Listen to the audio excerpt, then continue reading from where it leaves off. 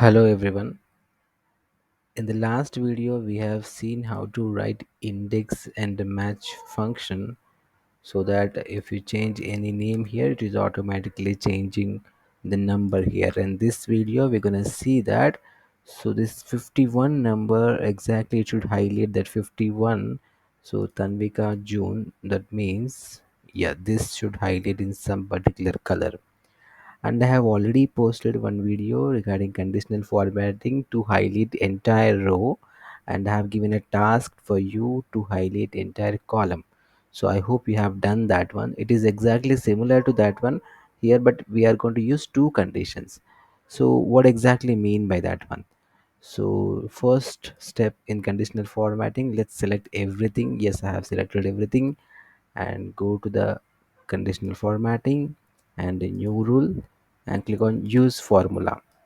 So what is the tricky part is here. So here it should match two conditions, whereas last time it is only single conditions.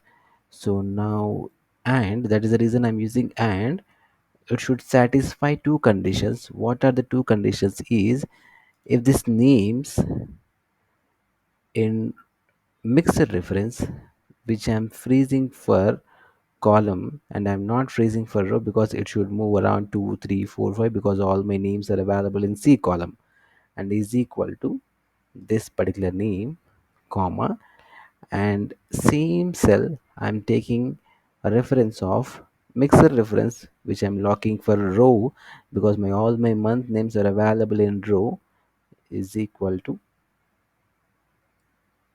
this month.